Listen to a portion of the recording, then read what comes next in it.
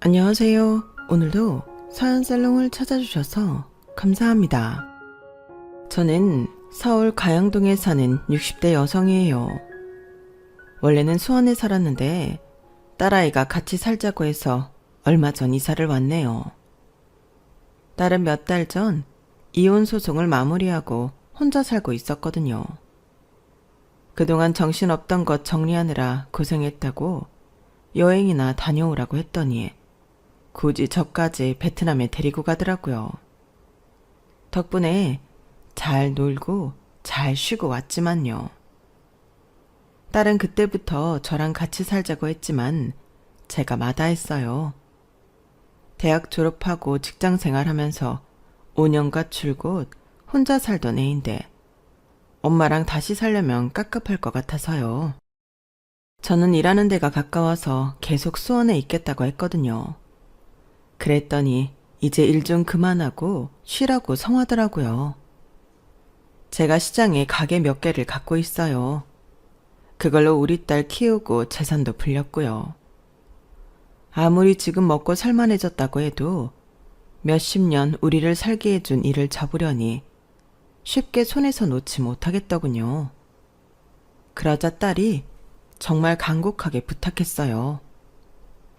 엄마, 나 때문에 고생한 거 다 아는데 먹고 살만해졌는데도 계속 일만 하면 내가 마음이 너무 안 좋단 말이야. 나를 봐서라도 일 좀 안 하면 안 돼? 아니면 몇 년만이라도 쉬어. 제발 그렇게 하자. 엄마는 엄마 집 있어. 여기서 살면 돼. 이 집도 엄마 집이야. 엄마가 사준 집이잖아. 지금 딸애가 사는 집은 제가 사준 거였어요. 결혼할 때 아버지 없다고 시댁에서 기죽일까봐 집은 제가 해주겠다고 했거든요. 정말 우리 딸이 고생 안 하고 잘 살기를 바랐는데 정말 우연한 기회에 사위란 놈이 얼마나 인격이 덜 된 놈인지 알게 됐지 뭐예요. 그뿐 아니라 시어머니라는 작자도 앞다르고 뒤다른 사람이더라고요. 그런 걸 알게 된 딸은 뒤도 안 돌아보고 이혼을 했고요. 이혼이라는 게 참 큰 아픔이고 안 좋다는 걸 알지만 남 무시하고 인간성 못된 것들하고 인연을 계속 맺을 필요는 없잖아요. 저는 우리 딸이 그런 사람들한테서 벗어난 게 더 낫다고 생각했어요. 아무튼 저는 딸아이랑 지금 같이 살고 있고 가게들도 인수인계 다 했죠. 요즘은 이렇게 사연살롱 듣는 재미에 빠져 있는데 오늘은 제 사연 한번 얘기해 보려고 해요. 그럼 싸가지 없는 전사위 이야기 지금부터 제대로 해볼게요. 저와 남편은 아주 평범하게 살다가 지인들의 소개로 만나서 결혼을 했어요. 남편은 중소기업을 다녔고요.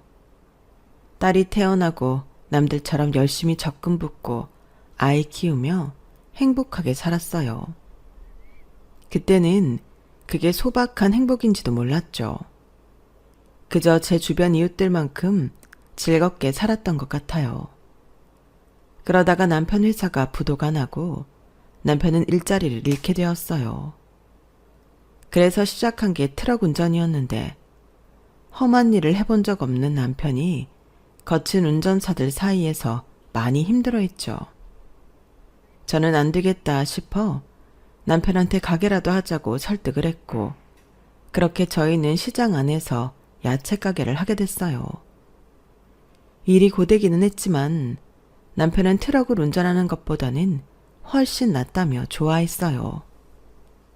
하지만 남편은 그로부터 1년이 좀 넘어 암으로 세상을 떠나고 말았어요.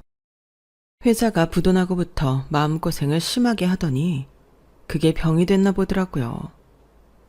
증상을 알아차리고 병원에 갔을 때는 이미 손을 쓸 수 없게 됐죠. 그때 딸이 초등학교 4학년이었어요.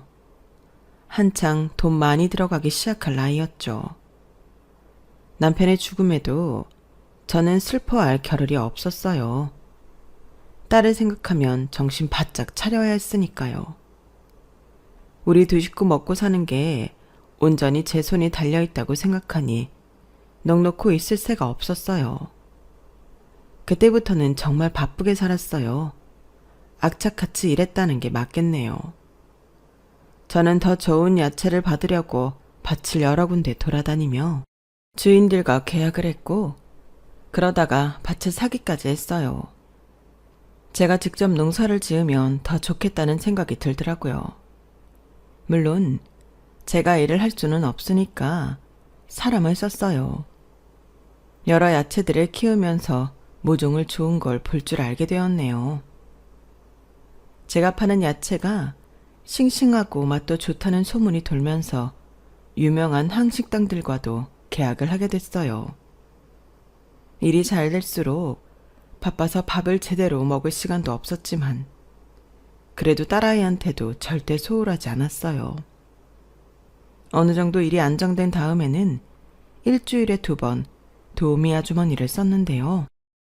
그래도 아이 먹는 건 늘 제가 직접 챙겼고 학부모 참관 같은 것도 빠지지 않았고 담임하고 상담할 때도 꼬박꼬박 갔어요. 학교에 가서 몰래 본 우리 딸은 정말 밝고 씩씩하게 아이들하고 잘 어울리고 있더군요. 그걸 보니 어찌나 대견하고 기특하던지요. 자식이라는 존재는 부모에게 살아갈 힘을 주고 모든 어려움을 견딜 수 있게 해주는 것 같더라고요. 그렇게 당당한 딸을 보니 더 열심히 살아야겠다는 생각만 들었어요.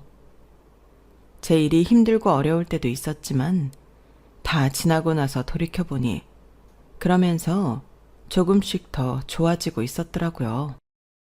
잠시 힘들다고 전보다 더 어려워졌다고 그때 포기를 했더라면 지금처럼 좋은 날이 오지 않았을 것 같아요.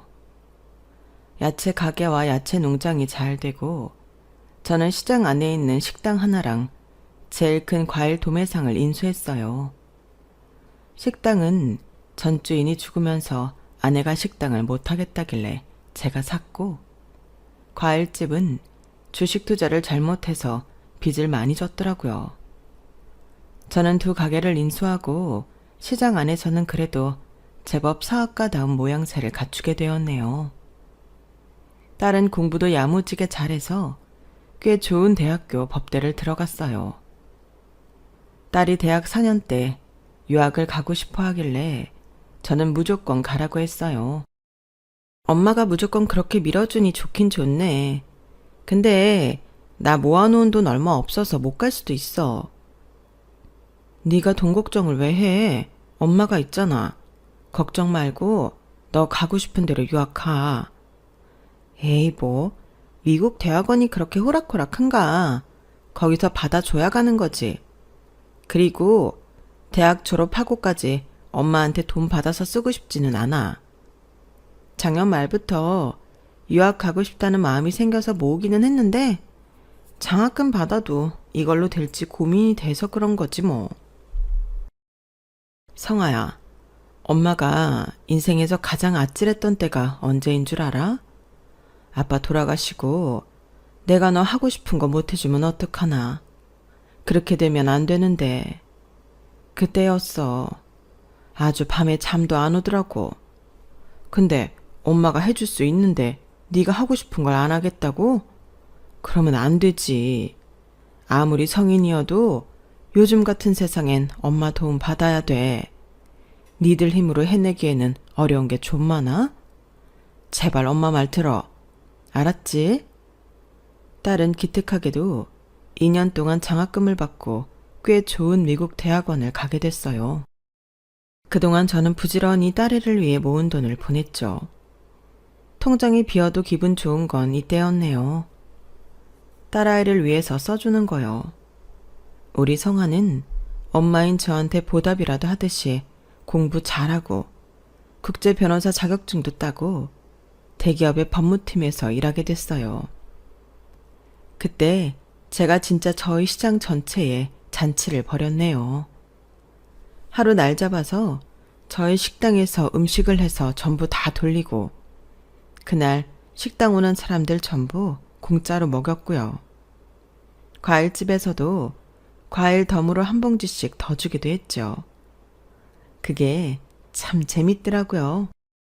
시장 사람들은 딸 잘 둬서 부럽다고 하면서 질투도 했지만 그래도 다들 나쁜 마음 없이 우리 애 위해서 선물도 해주더군요. 거기서 계속 터잡고 장사하며 인심을 얻긴 했나 봐요. 딸아이는 아주 일하는 재미에 푹 빠졌는지 북미로 자주 출장을 나가고 회사에서 야근하느라 눈코 뜰 새 없이 지내더라고요. 애인은커녕 남자들하고 같이 친구처럼 밥을 먹는 일도 없는 것 같았죠.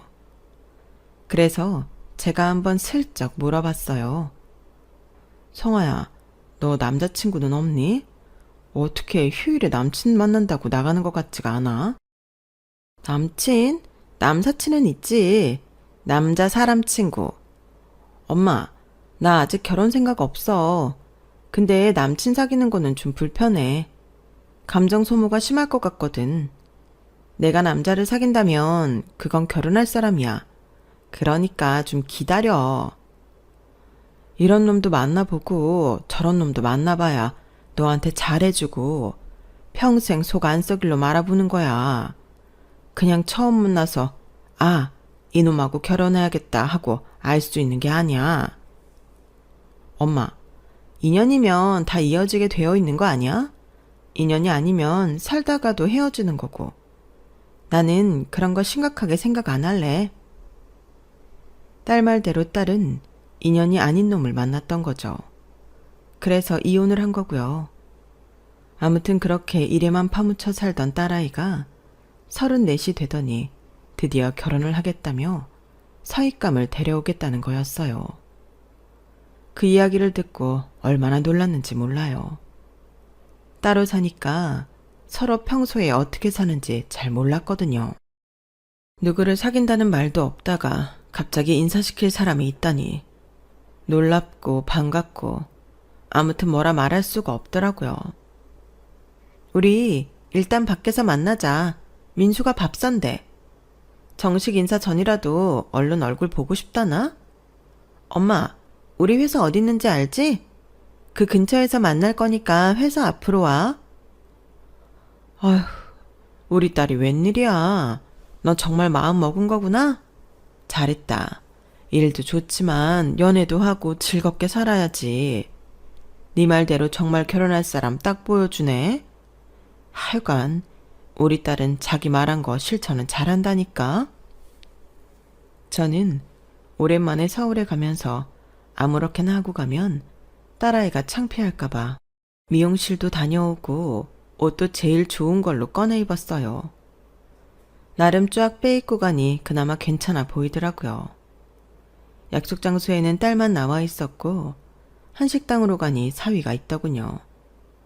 엘리베이터에서 내리는데 저만치 식당 앞에서부터 한 걸음에 와 90도로 인사를 하는데 솔직히 좀 뿌듯했어요. 안녕하십니까 장모님. 박민수라고 합니다. 이렇게 뵙게 되어 너무 기쁘게 생각하고 있습니다. 성화가 누구를 닮아 그렇게 우아하고 고급스러운가 했더니 장모님 닮아서 그렇군요. 너무 고상하고 기품이 있으세요. 아유, 이렇게 만나서 정말 반가워요. 내가 고상하다니 듣기 나쁘지는 않네. 우리 성아 좋게 봐줘서 고맙고. 오늘 저녁은 제가 모시겠습니다. 뭐든지 드시고 싶은 거 맛있게 드세요. 이쪽으로 오세요. 그렇게 저희는 그날 아주 좋은 분위기에서 맛있는 음식을 먹었어요. 딸아이는 사위한테 제가 가게를 몇 개 한다고만 말했더라고요. 저도 그 정도만 알고 있어도 되려니 했어요. 아직 우리 애랑 결혼하자고 완전히 약속이 된 것도 아닌데 속 깊은 이야기할 필요가 없다고 생각했거든요. 저는 몇 년 전 사놓은 건물을 리모델링해서 값을 잘 받고 팔아 그걸로 또 다른 건물도 샀고 시장 건너편에 재개발되는 지역에 사둔 땅값이 올라서 그걸 팔아 서울에도 건물을 사뒀었어요. 사위와 식사를 했을 그 당시에는 며칠 후에 또 다른 건물 계약을 앞두고 있었고요. 왜 중요한 일이 있기 전에는 더 말도 조심하고 신중한 게 좋다고 하잖아요. 저도 그렇게 생각했거든요. 그래서 집에 돈이 얼마 있다, 건물이 있다, 아파트 있다. 이런 얘기는 일절 하지 않았네요. 사위는 같은 회사의 개발팀이라고 했어요. 사내 운동회랑 수련회에서 계속 마주치며 친해졌다고 하네요. 솔직한 심정으로는 우리 딸이 변호사 일을 하니까 사위도 그런 일 하는 사람이면 서로 잘 이해하고 좋지 않을까 했는데 그렇지 않아도 우리 애한테만 잘하면 되지 하고 넘어갔어요. 제가 건물주이고 아파트에 땅도 있다는 건 그 후에도 말하려면 말할 수 있었는데 사위가 딱히 궁금해하지도 않는데 자랑처럼 말하기도 뭐하고 해서 집으로 정식 인사 왔을 때도 그냥 넘어갔어요. 상견례 날이 돼서 딸의 시어머니 자리를 만났을 때는 어째 만만한 여자는 아닐 것 같다는 생각이 들더군요. 그래도 제가 시장이랑 밭에서 많은 사람을 상대하고 많은 일을 겪어봤잖아요. 사람이 좀 경박하다고 해야 하나? 웃으며 아주 사람을 샅샅이 훑어보더라고요. 저도 사실 민수 대학 때 혼자 됐거든요. 사돈만큼 오랜 세월은 아니어도 혼자 힘든 시간을 보내서 얼마나 애쓰셨을지 알 것 같아요. 그렇지도 않아요. 성화가 알아서 잘해줘서 제가 일하기 편했어요. 사돈은 참 취향이 고상하신 것 같아요. 입는 거며 쓰는 거, 그게 다 명품인데. 가게가 몇 개 있다고 했죠? 어디에 있어요? 네, 경기도 전통시장 안에 있어요. 나름 그 지역에서는 다 유명한 집들이에요. 전통시장 안에 있는 가게라면 어떤 것들을 말씀하시는 걸까요? 눈으로 억지 웃음 살살 치며 사람을 떠보는 게 이거 잘못 대답했다가는 괜히 얕잡아 보일 것 같더라고요. 그래서 대충 여러 방면의 가게를 갖고 있다고 했어요. 사실이기도 했고요. 하지만 전통시장 안에 있는 가게라는 게 실망스러웠나 보더군요. 사위 녀석도 그렇고요. 딸아이가 저한테 말한 건 없었는데 같이 혼수를 고르러 갔다가 지 친구랑 전화 통화하는 걸 좀 들었지 뭐예요. 민수가 자꾸 엄마가 하는 가게가 뭐냐고 꼬치꼬치 묻잖아. 식당도 있고 과일이랑 야채 가게도 있다고 하니까 시시하다고 하는 거야. 내가 이런 식으로 엄마 일 무시하면 가만 안 있는다. 어머니는 아무 일도 안 하셨는데 그건 그럼 백수냐? 뭐냐? 그랬더니 아무 말 못하는 거야. 딸은 제가 하는 일 때문에 사위랑 좀 다툼이 있었나 보더라고요. 저한테 내색은 안 했는데 속이 많이 상한 것 같았어요. 저는 딸의 전화를 못 들은 척 했고 딸도 저한테 아무 일 없는 것처럼 행동했어요. 그날 볼일을 마치고 같이 밥을 먹는데 갑자기 딸이 이러는 거였어요. 엄마, 나는 누가 뭐라고 해도 엄마가 세상에서 제일 자랑스러워. 대단한 CEO들이나 대기업 회장보다 엄마가 더 훌륭해. 그러니까 그거 잊지 마. 저는 울컥하면서 눈시울이 뜨거워졌지만 애써 참았네요. 아이고, 알았어요. 우리 딸 칭찬해주니까 기분은 좋네. 엄마도 우리 딸이 최고야. 어려운 환경에서 이만큼 잘 자랐잖아. 어디 가서도 기죽지 마. 저희는 서로에게 가슴을 펴라며 격려를 하며 식사를 마쳤네요. 그리고 저는 딸아이 신혼집을 해주기로 했어요. 제가 시장 안에서 장사를 한다고 사위 녀석이 은근히 시덥지 않게 구는 것 같았거든요. 딸의 시어머니도 꽤나 사람 긁을 것 같아서 입 닫게 만들려고 제가 해준다고 했더니 정말 사위놈이 눈이 동그래져서 놀라는 눈치더라고요. 엄마, 아니야. 집은 우리가 알아서 해. 나 그동안 돈 모은 것도 있고 민수랑 대출받아서 해결하기로 했어. 그치, 민수야? 그랬지. 근데 장모님이 주신다는데 그냥 받는 것도 나쁘지 않잖아? 사위놈이 아주 약삭빠르게 딸아이 옆구리를 찌르더군요. 저는 그 순간 결혼하지 말라고 하고 싶더라고요. 인생의 책임감보다는 어떻게든 얹혀가려는 게 보여서였는데요. 하지만 요새 젊은 사람들 좀 힘들어요. 집 하나 장만하기도 어려운 시대잖아요. 저러는 것도 어쩌면 당연하다는 마음도 들고 한편으로 짠하기도 했어요. 하긴 대한민국에서 부모 도움 없이 잘 사는 사람이 몇이나 되겠어요. 그래서 그것도 이해하기로 했네요. 저 역시 딸한테 제 말대로 하라고 했고요. 성아야, 그 집값 갚는다고 몇 년을 고생하려고 그래.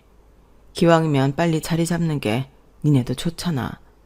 엄마가 해줄 수 있으니까 해주는 거야.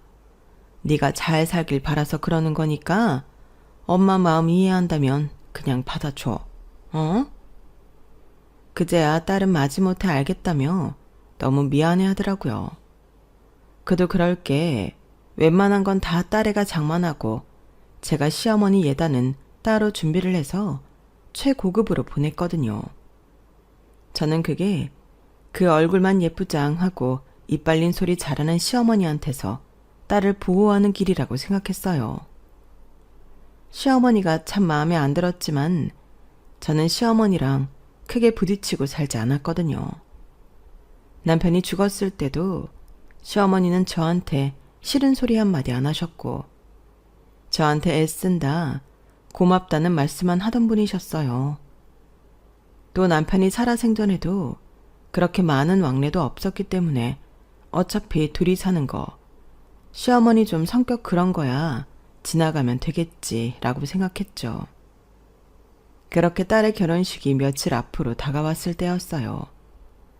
갑자기 사돈이 저한테 전화를 했더군요. 잘 지내셨죠? 보내주신 예단은 다 너무 잘 받았어요. 성화가 같이 쇼핑을 했다더니 좋은 걸로 잘 고르셨네요. 마음에 드셨다니 다행이네요. 오늘은 무슨 일로 전화하셨어요? 네, 실은 제가 부탁할 게 있어서 그러는데요. 제 의견을 들어주실 수 있으세요? 제가 들어봐야 할 것 같은데요. 무슨 일인지 말씀해 보세요. 그 사돈 쪽 하객들이 그러면 같은 시장에서 일하시는 분들도 꽤 오실 거 아닌가 싶어서요. 저희는 민수 아빠 친척들도 오는데요. 민수 아빠가 그래도 공무원이었고 시가가 참 전통 있고 얌전한 집안이에요. 이게 격이 맞으려나 싶은 걱정이 앞서네요. 괜히 사돈이 손님들 때문에 같이 격 떨어져 보이면 안 되잖아요. 그분들을 안 오셔도 된다고 좀 자제를 시켜주시면 어떨까요?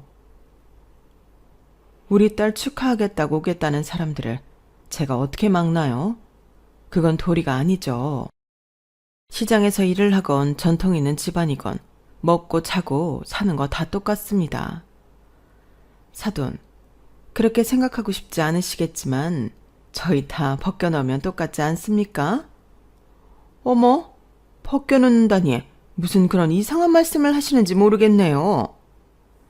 사람 위에 사람 있고 사람 아래 사람 있고 이런 거 아니라는 말씀 드리는 겁니다. 저는 제 손님 알아서 받을게요. 그 사람들이 제 격을 떨어뜨릴 사람들도 아니고요. 혹 격이 좀 떨어지면 어떻습니까? 제가 사돈 시가에 잘 보여야 될 이유도 없는데요. 제 말에 사돈은 더 이상 말을 못하고 알겠다며 식장에서 보자고 하고 전화를 끊더군요. 말은 예쁘게 돌려서 하느라 애는 쓰는데 결국 시장 사람들 식장에 못 오게 하라는 거잖아요. 결혼식장에서는 자기가 언제 그랬냐는 듯 아주 환하게 웃으며 아주 끌어안기까지 하는데 이 사람 참 대단하구나 싶었네요. 그래도 우리 성화만 불편하게 하지 않으면 된다고 생각했어요. 그리고 아이들이 신혼여행에서 오기 전 저는 아이들 오면 같이 먹으라고 사돈한테 아주 제일 당도 높고 고우김 과일로만 골라서 바구니를 만들어 보냈어요. 백화점에서도 정말 비싸게 나가는 과일들이었어요. 그런데 배송이 완료되었다는 문자를 받자마자 사돈한테서 전화가 왔더라고요. 어머 사돈, 이게 웬 과일이에요? 세상에, 저 생각해서 보내신 거세요? 애들 오면 같이 드시라고 겸사겸사 보냈어요. 맛있게 드셔주시면 좋겠네요. 네, 그렇죠. 근데 제가 뭐 하나 물어봐도 될까요? 질문해도 괜찮으시겠어요? 이 여자는 꼭 말을 하기 전 저런 식으로 하는데 지가 물어보겠다는데 제가 어떻게 하나요? 무슨 꽤나 상대 배려하는 척 하는데 내용은 전혀 그렇지 않은 게 사람 은근히 성질을 건드리더군요. 말씀하세요. 뭔데 그러세요? 네, 정말 과일 받아서 기분은 좋은데 이 과일 사돈 시장에 있는 거 보내신 거 아니죠? 보니까 이게 백화점 라벨은 없어서요. 그래서 물어보는 거예요. 애들하고 먹는 건 상관없을 수 있겠지만 과일을 많이 보내셨는데 혹시라도 손님 오면 내놔도 부끄럽지 않을 물건인가 해서 말이죠. 사돈, 백화점 들어가는 웬만한 과일들 제 손 안 거치는 거 없어요. 백화점으로 들어가서 다시 사돈한테 가면 그 시간 동안 신선도가 떨어지겠죠. 제가 백화점으로 들어가는 것 중에서도 고급 품종으로 고른 거니까 안심하세요. 아우, 네. 아무려면 그런 신경을 써주셨겠죠. 그럼 마음 놓고 먹을게요. 근데 저희가 한번 같이 모이기로 했잖아요. 그때 사실 저희 친척 식당에 갈 거라서요. 거기 매출도 올려주고 좋잖아요. 제가 사돈이 시장에서 일한다는 말을 안 했어요. 이건 사돈 체면하고도 관계가 있는 거잖아요. 제가 사돈 면 세워주려고 그냥 가게 몇 개 가진 알부자라고 했으니까 그렇게 하세요. 저 잘했죠? 아, 정말 간드러지게 웃는데 옆에 있으면 한 대 때려주고 싶더라고요. 그리고 이어서 이렇게 말하더군요. 사돈, 그래서 제가 한 가지 부탁을 더 드리고 싶은데요. 우리 며느리 잘 봤다는 말 듣고 싶은데 제가 자랑할 수 있는 거 한 가지만 해주시겠어요? 전에 사돈했던 그 구찌 스카프요. 제가 구찌를 좀 좋아하거든요. 사돈끼리 같은 명품 하는 것도 이쁠 것 같고요. 혹시 저한테 해주실 수 있으세요? 그게 우리 성아 며느리 잘 들였다는 말을 들을지는 모르겠네요. 그래도 사돈이 원하신다면 제가 못 해드릴 건 없죠. 저는 사돈이 이렇게 화통하고 시원시원하신 분이라는 거 진작 알아봤죠. 자기 위신이 어떻게 되든 상관 안 하고 오는 하객들도 다 받는 분이잖아요. 그럼 미리 감사드리고요. 저희는 그날 만나요. 저 들어갈게요. 이렇게 얌전한 척 예의 바른 척 사람 계속 매기는 거 알기는 했어도 아무 말 하지 않은 건 다 우리 성화를 위해서였어요. 딸내미 괜히 저런 얄미운 시어머니한테 열받는 일 생기면 뭐가 좋겠어요. 근데 저런 여자는 몇 번 좋은 거 해주면 별말은 안 하겠다 싶어 제가 좀 감수하고 넘어가면 되지 했죠. 근데 진짜 그 어머니의 그 아들이라고 사위도 저런 데가 있더라고요. 그렇게 구찌 스카프를 사돈한테 해다 바치고 모임을 잘 마치고 났는데 저를 차로 데려다 준다길래 사위랑 딸아이와 함께 후련한 마음으로 집에 오는 길이었어요. 갑자기 딸애는 회사 법무팀 일이 생겨서 중간에 내려 회사를 갔고 사위가 저를 태우고 가는데 이러더라고요. 장모님, 참 센스 있으세요. 그래도 성화 입장 생각해서 시장에 가게 있다고 안 하셨잖아요. 정말 잘하신 거예요. 저나 엄마도 좀 그렇고요. 오늘 엄마한테 스카프도 참 잘하신 것 같아요. 내가 그런 일로 사위한테도 잘했다 말을 들을 줄은 몰랐네. 아랫사람한테 칭찬이라는 걸 들으니 기분이 참 묘하구나. 아, 오해는 마세요. 그냥 기분 좋으시라고 드린 말씀인데. 그건 그렇고요. 제 친구들도 제가 처가 가게 있다고 하니까 무슨 덕을 보나 궁금해하더라고요. 지난번 결혼할 때 예물로 해주신 시계도 너무 잘 받았는데요. 친구들하고 모임 자리 있을 때 성화랑 커플로 명품 구두 신고 싶거든요. 성화는 그 구두가 있는데 저는 없어서요. 성화한테 사달라기는 좀 그렇고요. 제 월급이 성화만큼 많지는 않았어요. 그래? 알았네. 그럼 그 구두는 내가 해주지. 아유, 장모님, 정말 감사합니다. 잘 받겠습니다. 이 모자가 쌍으로 저를 호구로 보는 것 같기는 했지만 일단 어디까지 가나 두고 보기로 했어요.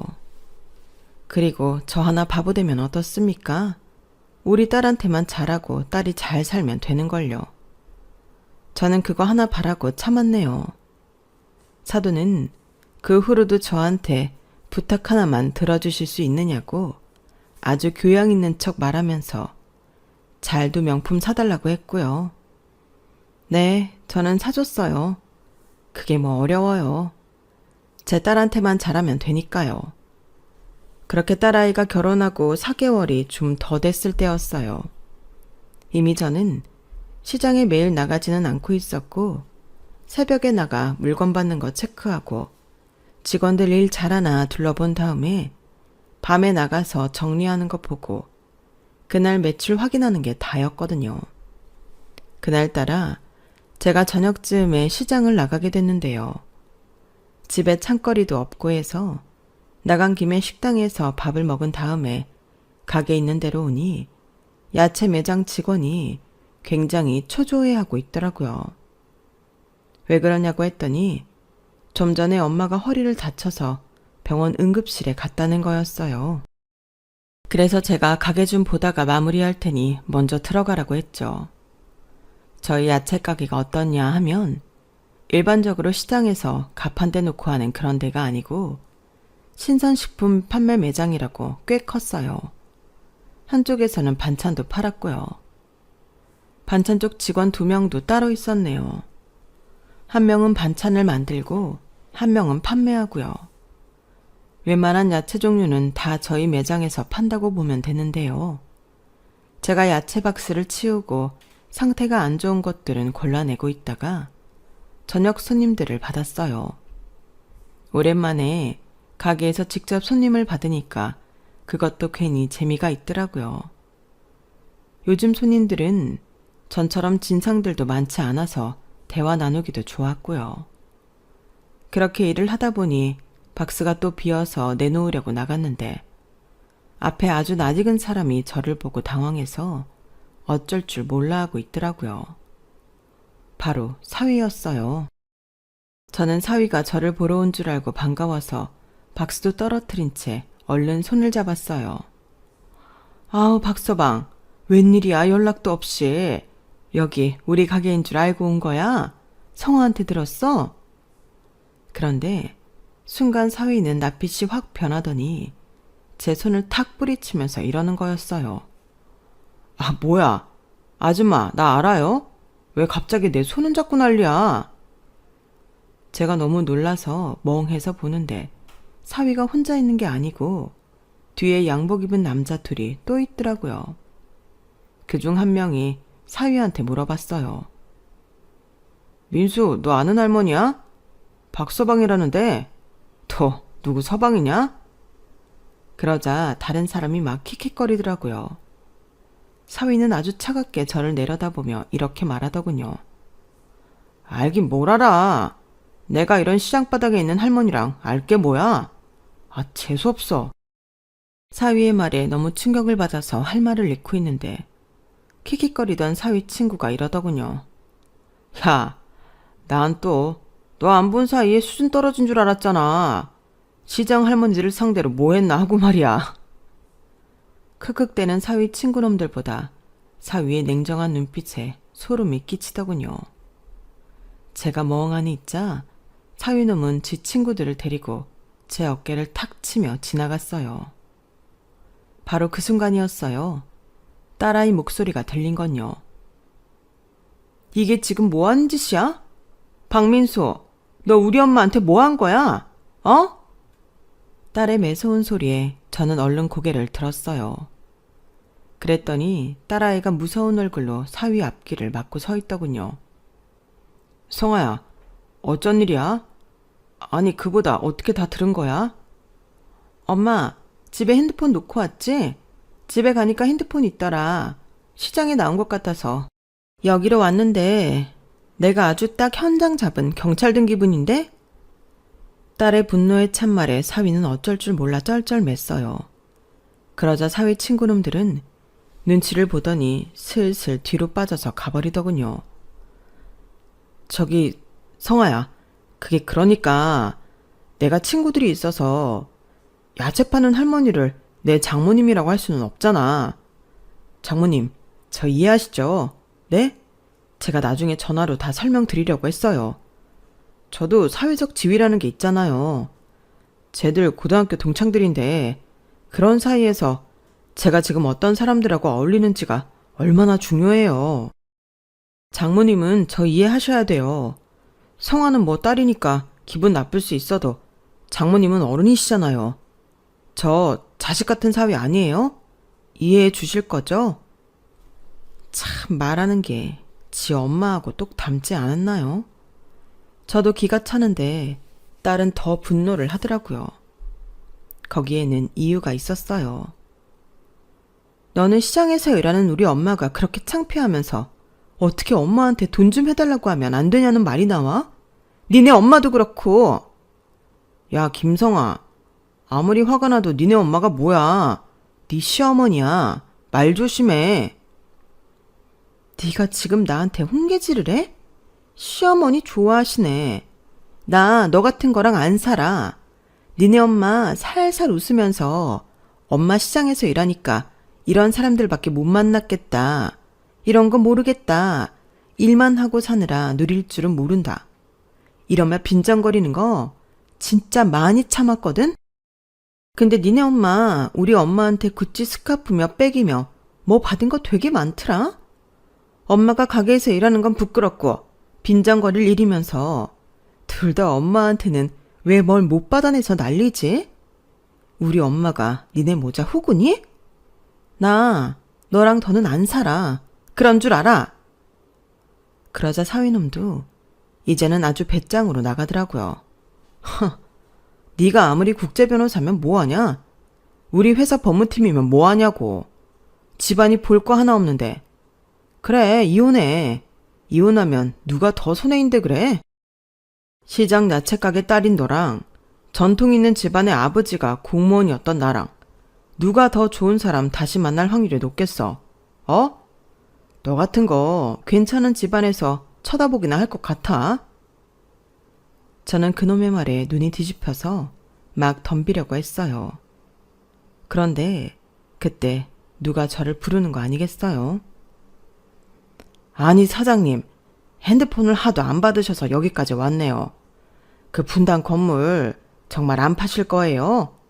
사장님, 파세요. 제가 진짜 잘 받아드릴게요. 요새 건물 잘 안 나가는데 그 건물 딱 잡은 사람이 완전 돈 많은 분이에요. 아, 송 사장. 나 지금 정신 사나워. 나중에 얘기해. 나 분당 건물 아직 팔 생각 없어. 사장님, 몇 달 전 송파구 건물도 제가 연결해 드렸잖아요. 거기 다 장사 잘 되죠?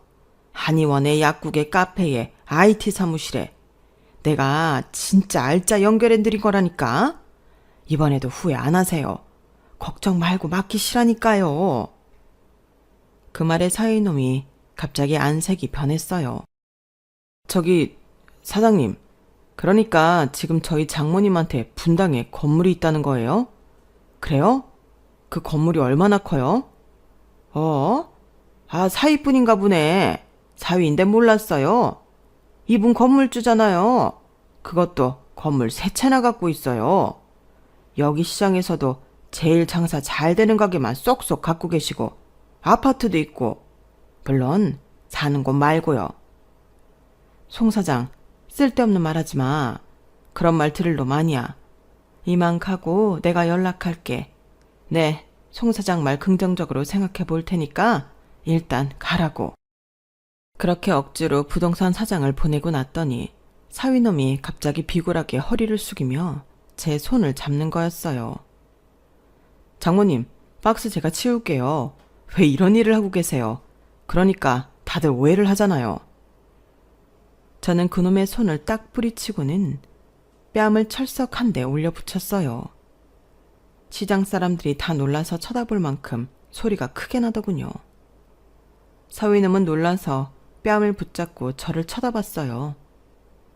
장모 같은 소리 하네. 너 이 자식, 내가 어디 너랑 네 애미 이뻐서 챙겨준 줄 알아?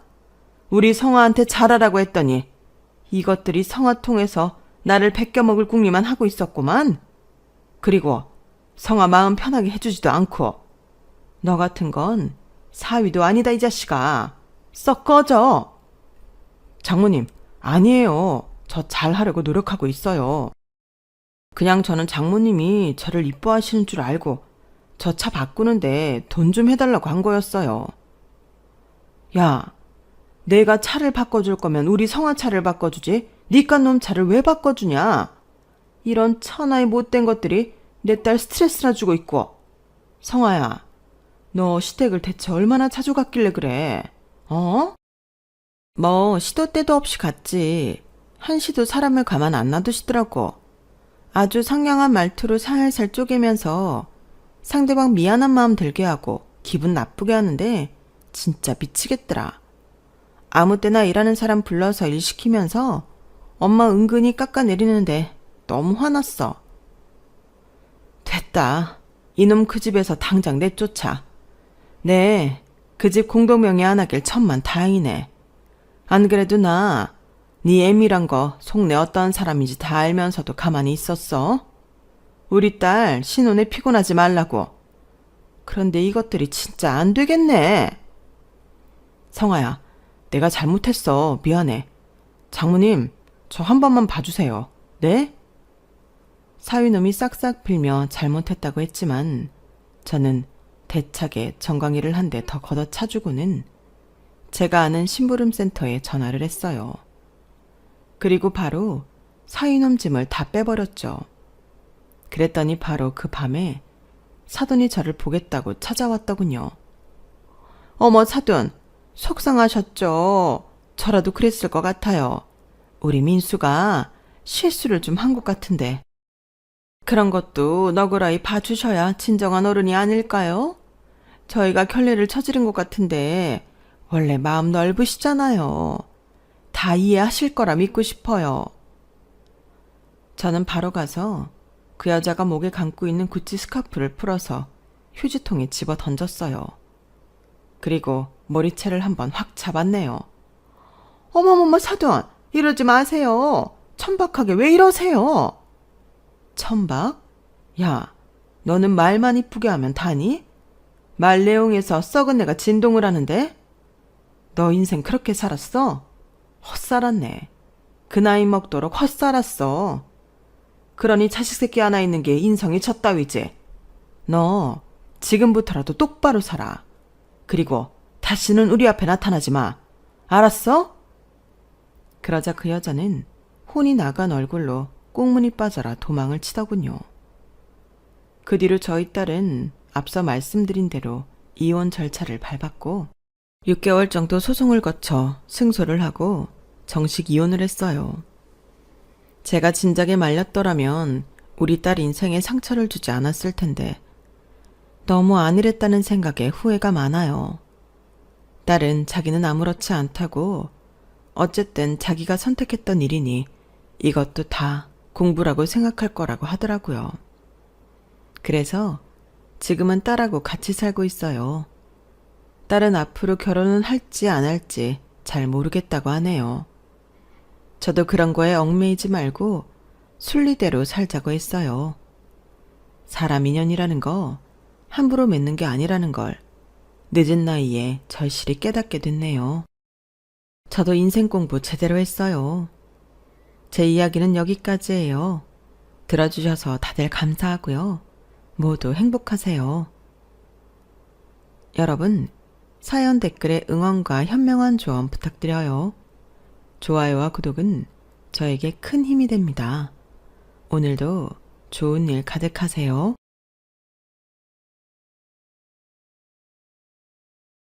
안녕하세요. 오늘도 사연 살롱을 찾아주셔서 감사합니다. 저는 초등학교 3학년 1학년 아들 둘을 키우고 있는 엄마이자 직장맘입니다. 남편하고는 어느덧 12년을 살았는데요. 여전히 아주 잘 지내고 있어요. 저희는 10년이 넘었는데도 그렇게 둘이 베스트 프렌드처럼 잘 놀거든요. 오죽하면 아들 둘이 엄마 아빠만 재밌는 것 같다고 심술을 부릴 때도 있는데, 제가 원래 결혼을 하게 되면 때론 애인 같고 때론 친구 같은 그런 남편을 얻고 싶었어요. 그런데 저희 남편이 딱 그런 사람이었어요. 아니, 제가 그런 사람이랑 결혼하고 싶다고 했더니 그게 뭐 어렵나? 하며 남편이 그런 사람이 되어줬는데요. 그렇다 보니 저희 둘은 주변에서 많이 부러워할 정도로 사이가 아주 좋습니다. 게다가 저는 결혼 시작부터 시댁, 아니 시어머니랑도 사이가 굉장히 나빴는데도 남편은 처음부터 지금까지 제 편을 들어주는 사람인데요. 이러니 제가 사랑하지 않을래야 않을 수가 없어요. 그리고 시어머니는 제가 경제 개념이 없다고 그렇게 구박을 하셨는데요. 저는 살면서 그런 말을 그때 처음 들었어요. 저는 어릴 때부터 티끌 모아 태산을 몸소 실천한 어린이였고, 대학 시절부터 적금이며 펀드, 주식 같은 것도 꾸준히 하면서 돈 공부도 제법 많이 했다 자부하는데, 시어머니는 저한테 살림을 맡기면 제가 다 말아먹을 거라고 저를 아주 아무것도 모르는 똥멍청이로 아셨어요. 이게 그러니까 벌써 13년 전, 제가 결혼 준비를 한참 할 때부터의 일인데, 그때 저랑 남편은 연애 2년 차로 한참 좋을 때였어요. 그런데 저희보다 훨씬 연애를 길게 한 서방님이 자기네들은 이제 결혼을 해야 한다고 하면서 문제가 시작되었어요. 저랑 남편은 결혼을 누가 먼저 하느냐는 별로 중요하지 않았거든요. 하지만 시어머니는 장남이 있는데 어떻게 차남이 먼저 장가를 가냐며, 여자가 없는 것도 아니니 형이 먼저 가야 한다고 서방님 결혼에 브레이크를 걸었고, 저희는 졸지에 서방님의 결혼을 가로막는 걸림돌이 되었는데, 그때 남편이 무슨 바람이 들었는지 저에게 조금 이르긴 하지만 결혼을 하자고 프로포즈를 했어요. 그리고 듣기로 동선의 부모님께서 결혼하지 않을 거면 이제 그만 헤어지고 선을 보라고 한 모양이었는데요. 서방님과 동서가 연애 7년이 넘었거든요. 그래서인 건지 아니면 자기 동생이 결혼 얘기를 꺼내니 자기도 하고 싶었던 건지, 남편은 이왕 이렇게 된 거 자기도 결혼하고 싶다고 저에게 말했는데, 그때 제 나이가 벌써 30이 넘었기에 결혼 생각이 아주 없었던 건 아니었기에 저도 마음이 움직였어요. 다만 이렇게 등 떠밀리듯 결혼을 하게 될 줄은 꿈에도 몰랐죠. 조금 당황하긴 했는데요. 저희 친정 부모님도 결혼을 서두르는 거 아니냐고 걱정이 많으셨죠. 하지만 그때도 남편이 나서서 저희 부모님을 설득했어요. 어머님 아버님이 뭘 걱정하시는지 잘 알고 있습니다. 제가 무조건 잘할게요. 전 괜히 분위기에 휩쓸려서 그러는 거 아닙니다. 정말 정화랑 결혼하고 싶어서 그래요. 결혼도 다 타이밍이라고 하는데 어쩐지 지금을 놓치면 후회할 것 같아서요. 제가 정화 완전히 여왕님처럼 떠받들고 살겠습니다. 아니, 대통령이라고 생각하고 정화 말이라면 무조건 할게요. 이봐, 자네 너무 무리하는 거 아닌가? 무슨 독재도 아니고 뭘 그렇게 우리 딸한테 충성을 맹세해. 그러지 말고 지킬 수 있는 약속만 하게. 아닙니다, 아버님. 저는 다 지킬 수 있습니다. 두고 보세요. 사위 잘 얻었다고 생각하시게 해드릴게요. 어머 여보, 이 친구가 자신감이 아주 넘치네. 자네는 뭘 믿고 그렇게 자신이 있나? 둘이 아직 만난 지도 얼마 안 됐잖아. 지금이야 좋은 감정만 있으니까 그럴 수 있는데 나는 좀 신중했으면 하네. 저 지금 아주 신중합니다. 물론 부모님은 걱정할 수 있죠. 그런데 외람되지만 오래 만나서 결혼하면 다 잘 사나요? 저는 사계절 다 정화랑 보내봤고요. 지금은 아주 좋은 감정만 가득합니다. 이런 마음일 때 결혼을 하는 게 더 좋다고 생각해요. 저희들 정말 잘 살 겁니다. 제가 아주 잘할 거니 걱정 마시고 저 믿어주세요. 엄마, 아빠, 나도 생각보다 빨리 하는 결혼에 걱정이 아주 없는 건 아닌데, 나도 나이가 있고 현석 씨는 나한테 결혼까지 하고 싶은 남자였어. 딸이 좋다는데 그냥 좀 허락해주면 안 돼? 우리가 잘 사는 걸로 보답하면 되잖아. 지금이야 결혼하면 행복하게 잘 살 수 있을 것 같지. 근데 결혼은 꿈이 아니야. 현실이라고. 지금은 둘이 좋은 것만 봤으니 아무 문제 없을 것 같지만 결혼하면 생활을 해야 하니 생각하는 거랑 다를 수 있어. 그때 가서 이건 아니면 어떻게 할 건데? 모르기라도 할 거야? 그럼 엄마 말에 의하면 우리 결혼 전에 동거부터 해야겠네? 뭐야? 너 지금 엄마 아빠 앞에서 그게 무슨 소리야? 다 큰 처녀가 동거라니. 그렇잖아. 1년을 만나든 10년을 만나든 엄마 말처럼 살아보지도 않았는데 어떻게 알아? 그럼 우리 3달 정도만 같이 살아보고 다시 결정할게. 그럼 되는 거잖아. 야, 아무리 그래도 그건 아니지. 요즘 젊은 사람들은 그렇게 많이 한다고 하지만 나랑 네 아빠는 마음의 준비가 안 됐어. 우린 옛날 사람이라고. 그리고 소문이 얼마나 무서운 줄 알아?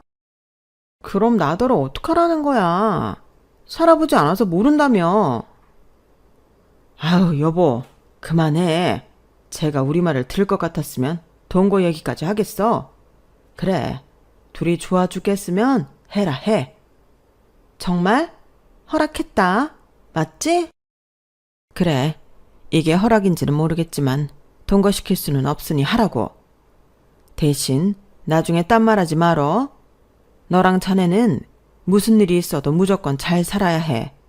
내 말 명심해라. 장모님, 감사합니다. 저 정말 실망시켜드리지 않을게요. 결혼했는데 생각했던 거랑 다르면 그냥 제가 맞춰서 다르게 살면 됩니다. 저 그럴 작정으로 여기 온 거예요. 헐씨고, 자네는 그렇게 내 딸이 좋은가? 나는 아무리 봐도 우리 딸한테 그런 매력은 못 느끼겠는데. 아빠! 아닙니다, 장인어른. 정화 같은 여자는 아무리 찾아도 없죠. 어떻게 이런 여자를 안 좋아할 수가 있나요? 여보, 당신 말이 맞네. 나 방금 팔에 닭살 돋았어. 그래, 해라 해. 그렇게 좋다는데 어쩌겠나. 대신 우리는 자네 집에서 하는 만큼 똑같이 하겠네. 더도 말고 덜도 말고 양과 똑같이 해서 결혼 진행해. 그리고 지금 여기서 방금 자네가 한 말은 목에 칼이 들어와도 절대 잊으면 안 되네. 내 딸 눈에서 눈물 나게 하면 나 정말 참지 않을 거야. 그렇게 저희 집에서 허락이 떨어지고 저희는 급하게 시작하긴 했지만 결혼 준비를 서둘렀어요. 그리고 가장 큰 문제는 역시 신혼집이었는데요. 그때 당시 저랑 남편은 각각 원룸과 오피스텔에서 자취를 하고 있었어요. 그러니 둘 다 큰 금액은 아니더라도 보증금이 있었는데 제가 발품을 팔아보니 조금 허름한 아파트긴 했지만 대출을 좀 받으면 제가 눈여겨본 동네의 아파트를 매매할 수가 있겠더라고요. 그것도 서울에 위치한 아파트였는데 연식이 20년 가까이 된 오래된 아파트긴 했지만 그게 어디냐고 생각했어요. 그리고 결혼해서 월세든 전세든 쫓겨 사는 것보다 구축이라도 내 집을 갖고 시작하는 게 훨씬 안정적이라고 생각했는데 특히나 그 동네는 오래전부터 재개발 소식이 많아 평소에도 관심이 많던 지역이었거든요. 그래서 나름 자신도 있었어요. 그래서 당시 매매가가 2억 후반이었는데 평수가 작은 거긴 했지만 이 가격에 서울의 아파트를 장만할 수 있는 기회는 흔한 게 아니라고 생각해 남편에게 장황하게 이 설명을 했는데요. 남편은 자기는 아무것도 모른다며 저더러 알아서 하라고 전적으로 집 문제는 맡겨줬어요. 그리고 저는 더 고민할 것도 없어 일단 제가 가지고 있던 적금을 깨고 그 돈으로 아파트 계약을 진행했는데요. 물론 집 매매 계약은 저희 부부 공동 이름으로 했죠. 나중에 등기 칠 때도 당연히 공동 명의로 할 생각이었고요. 두 사람이 살던 집들 보증금 빼서 잔금을 치를 예정이고 또 대출금도 저희 둘이 같이 갚아나갈 예정이니 명의는 두 사람이 똑같이 갖는 것이 맞다고 생각했거든요. 그러자 남편은 처음엔 별 생각이 없다가 자기 앞으로 집이 생긴다는 사실에 많이 좋아했는데요. 하지만 전혀 예상하지 못한 문제가 발생했는데요. 그건 뒤늦게 저희가 신혼집을 매매한다는 사실을 알게 된 시어머님이 저를 급하게 호출하시면서 시작이었어요. 그리고 다짜고짜 제가 진행한 아파트 계약을 엎으라고 성화를 부리셨는데 그때는 얼마나 당황했는지 몰라요. 야, 내가 현식이한테 들었는데 너 대출 받아서 집 산다고? 네, 마침 좋은 매물이 나와서요. 아, 설아, 니들 이제 막 결혼한 신혼인데 무슨 집을 사? 내가 돈이 많아서 산다고 하면 말리지도 않아. 돈이 없어서 대출까지 받아야 한다면 그게 맞는 거니? 너는 살림 시작도 하기 전에 빚부터 지고 시작하고 싶어? 어머니, 그게 아니고요. 어차피 저희 둘 다 월세 내고 있는 돈이 있어서요. 그 돈이면 대출금이랑 이자 갖고도 남아요. 전세로 들어가려고 해도 어차피 보증금이 부족한 건 마찬가지라. 이러니 저러니 해도 집을 사는 게 이득이거든요. 이득 같은 소리 하네. 나이가 빠져서 언제 무너질지 모르는 구식 아파트라며. 넌 그런 집을 사고 싶니? 살 집이 있고 사면 안 되는 집이 있는 거다. 네가 아직 잘 몰라서 그래. 외람되지만 저도 충분히 알아보고 자신 있어서 사는 거예요. 그 동네가 몇 년 전부터 지하철역 생긴다고 말이 많거든요. 그리고 최근 몇 년 사이에도 이것저것 편의시설도 많이 들어왔고요. 아무튼 분위기가 좋아요. 됐다. 호황된 꿈꾸다 패가 망신하는 거야? 네가 뭘 안다고 그러니? 됐고 가서 계약 없던 일로 하고 와라. 사정 얘기해서 계약금 돌려달라고 해. 네? 그럼 저희는 어디서 살아요? 어디서 살긴. 둘이 합친 보증금으로 돈에 맞춰서 월세든 전세든 구해서 살면 되지. 네가 괜히 아파트 병 같은 게 걸려서 그런데 요즘 빌라는 보증금 그렇게 높지도 않다. 어머니, 요즘 빌라도 예전 같지 않아요. 좁아 터진 빌라도 서울에만 있으면 보증금이 몇 억씩 한다고요. 누가 서울로 얻으래? 돈에 맞추라고 했잖아. 그럼 어디 수도권 지역으로 알아보면 되잖아. 요즘 지하철이다 뭐다 좋아졌는데 어디든 못 살겠니? 어머니, 그건 좀... 저도 현석 씨도 너무 고생해요. 저희가 일주일에 5번을 출근하는데 길에 시간을 버리라고요? 그게 뭐 어때서? 젊어서 고생은 사서도 한다고 했는데 빚 없으면 그만이지. 넌 빚이 있다는 게 얼마나 사람을 피마르게 하는 줄 알아? 나는 카드도 빚이라고 생각하는 사람이야. 괜히 할부다 뭐다 돈 쓰게 만드는데 너도 이참에 카드도 비상용으로 하나만 남겨두고 다 없애라. 저는 막무가내로 자기 할 말만 하는 시어머니를 보고 황당하다 못해 어이가 없었어요. 물론 걱정하셔서 하는 말씀인 건 알겠는데 너무 명령조로 말씀을 하시니 저도 기분이 나쁠 수밖에 없었죠. 게다가 제가 나이 30이 넘었는데 사리 분별도 못하는 취급을 하시니 그건 정말 참기 어려웠는데요. 제가 겨우겨우 참고 있는 줄도 모르고 시어머니는 저를 아주 돈개념도 없는 한심한 사람으로 만드셨어요. 그래서 이런 문제일수록 초반에 잘 입장을 밝혀야 할 것 같아 저는 이미 계약금을 냈고 물을 생각도 없다고 딱 잘라 말했는데 시어머님이 도끼 눈을 뜨시고 지금 자기 성질 건드리려며 무섭게 다그치셨어요. 너 지금 내 말이 우습냐? 어떻게 돼 내가? 시집도 오기 전에 싫다는 말이 나와?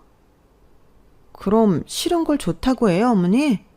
신혼집 문제는 당사자인 저랑 현석 씨한테 맡겨주세요. 저는 그럼 그런 줄 알고 이만 가겠습니다. 뭐야? 너 당장 돌아앉지 못해?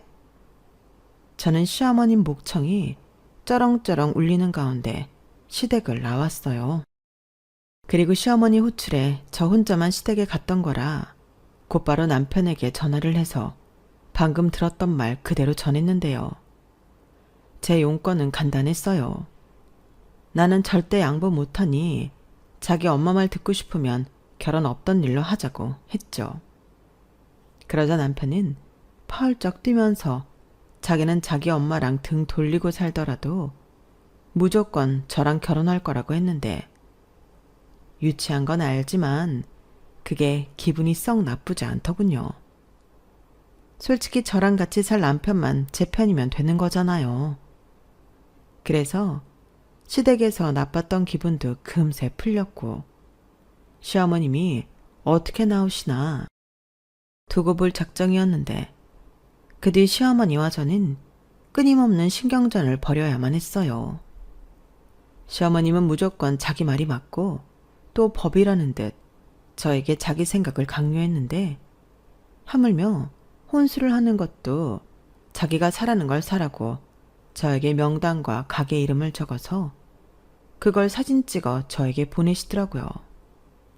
하지만 저는 그 명단 속의 물건을 하나도 사지 않았고 이왕 처음 시작하는 살림 평소 갖고 싶거나 큰맘 먹고 사야 하는 것들로 채웠는데 시어머니는 저더러 쓸데없는 낭비만 한다면서 제가 집안을 말아먹을 거라고 악담을 퍼부으셨어요. 그래서 그때도 당처자가 쓸 건데 왜 시어머님이 사라는 대로 사야 하냐며 제 의견을 굽히지 않고 말했는데요. 저는 졸지에 싸가지 없는 애로 완전히 찍혀버렸죠. 그런데 제가 신기한 건 뭐였는지 아세요? 그 정도로 제가 싫으면 결혼하지 말라고 할 만도 한데 시어머니는 그 얘긴 절대 하지 않으셨다는 거였어요. 그리고 옆에서 내내 지켜보던 남편이 더는 안 되겠다 싶어 제 편을 들기 시작했는데 그때 시어머님이 당신 아들 등짝을 후려치며 너 지금 벌써 제 편 드는 거야? 이런 후레 자식 같은 이라고? 너 내 앞에서 제 편 들기만 해? 라고 성과를 내셨는데 그때부터 완전 저랑 남편 그리고 시어머님이 앙숙 중에 앙숙이 되어버렸죠.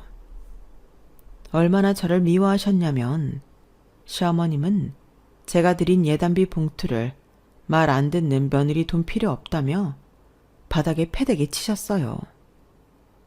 사실 그것도 하고 싶어 한 건 아니었고 나중에 뒷말 나오는 게 싫어서 최소한으로 한 거였는데 이게 웬 횡재인가 싶어 얼른 바닥에 떨어진 봉투를 주워서 챙겼어요.